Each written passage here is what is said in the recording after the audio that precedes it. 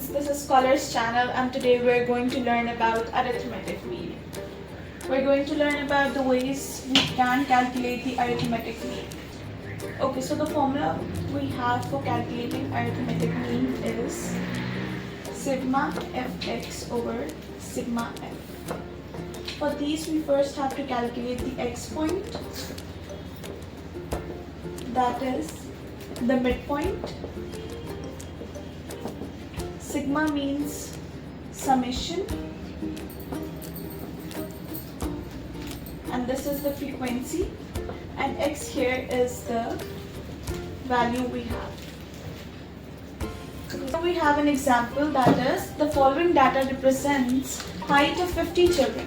Here we have to calculate the arithmetic mean, for which we have the following heights, that is 120 to 129, 130 to 139, 140 to 149, 150 to 159 and 160 to 169. And these are the frequency, that is 9, 10, 13 and 11. First, for calculating this arithmetic mean, we need to find the midpoints. To find the midpoints, the formula that we have is 120 plus 129 divided by 2. We just have to take the two intervals and divide them by 2. And we're going to do the same thing for each value.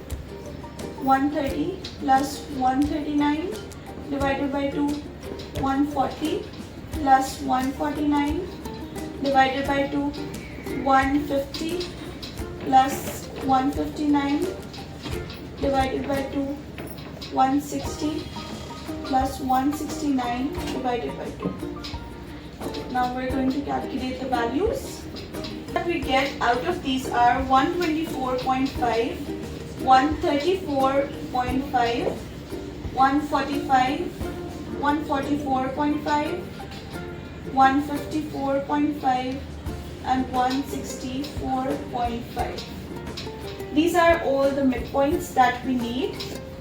And now we're going to find the sum of the frequency. That is, we just need to add up all of these values and we're going to get, we've got all the values. We've got the f value. We've got the midpoints. Now we just have to add all of these in the formula. What we have to do is that we have to multiply these values with the frequency individually. We are going to take each midpoint and we're going to multiply it with each of the frequency that we have. So these are our midpoints. Now what we are going to do, we are going to multiply each midpoint with the frequency that is given.